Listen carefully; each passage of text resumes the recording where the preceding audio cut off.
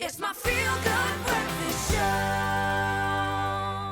Welcome back to your Feel Good Breakfast Show, everybody. Now, our next guest is best-selling author Melusi Tshabalala, a man really connecting South Africa by culture. Now, he's the author of Melusi's Everyday Zulu, Magenge, We Need to Talk, and his latest book aimed at young readers titled Gogo Magic and Her Magic Food Truck. It really is a celebration of the magic of Gogos and also an acknowledgement of the critical role they play in the lives of South Africa's children. Melusi is connecting with us to tell us more this Youth Month. Melusi, good morning. How are you? I'm well, and yourself? Good. It looks like you're very cold where you're from. Is it cold that side? It is quite cold here in Joburg. My house is also quite cold, but the heater is on. Hopefully it will get warmer. And you are warming all of our hearts with this beautiful book that you just wrote. I mean, you've become a bit of a cultural and literary activist, putting the two together to create what I would like to say your very own brand. Why has that become so important to you? I think, the word that I'd use for that, it has a lot to do with empathy, right? Being able to understand and share in other people's feelings. And so, I feel that as a country, we need to be more empathetic towards each other.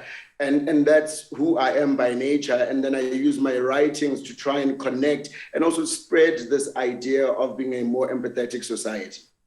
I love that. And like I mentioned, your latest book really is an ode to Gogos and also the relationship dynamic with their grandkids.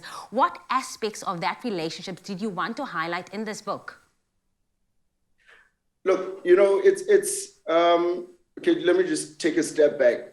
In South Africa, the Gogo dynamic is quite an interesting one because you have loads of children whose parents leave home or parents have passed away who are raised by their grandmothers on very little, right? And those grandmothers don't get much support. So I was trying to highlight that on one end. And on another end, we are a society that, again, relies heavily on modern day migrant labor. So if you look at kids, for instance, in the area where I live in Fourways, a lot of the families here, the young families here, are from various parts of the country and even outside of South Africa. So you have children who are living in families without grandmothers. And again, they're losing on that grounding nature of grandmothers, that grounding energy that grandmothers bring into the family. And so for me, it is about reminding us and those who are able to go home and go see their grandparents or their mothers and take their children to their grandmothers to do so as often as possible. And those who do have access to their grandmothers to cherish them and celebrate them. I can see this is something that you're very passionate about, but I want to give our viewers a bit more context with regards to Gogo Magic. It is the hero of the story. It uses her magical powers to zip around the country, spreading love, traveling in a magic food truck, a literal form of her feeding the bodies and souls of the children that she encounters. What was it like writing your first children's book and also changing things to a more, like I would like to explain it, a more relaxed writing style? Yeah, look, I mean, it was never something I thought I would ever do, right? Writing a children's book. I never figured myself as one who has it in him. And as you say, a more relaxed writing style, because my other two books are quite grown up. But I'm a father, right? I'm a dad. So I thought, I really would like to write something that my children at this age that they're at can relate to, whereas my other books, I mean, I've got an older boy who's 19, so he relates more to my other books, but I just wanted to write something for younger kids. So I thought, let me give it a shot. And also, I mean, my mother, rather, who is my children's grandmother, is a great inspiration to me with the way she really is active in their lives and loves them. So it's also specifically a celebration of her. And what was it about the magic food truck that you also wanted to highlight in the book? So Magic is actually my mother's name, right? So that is her name in her ID document. So the beginning, the premise was it's gonna be about magic.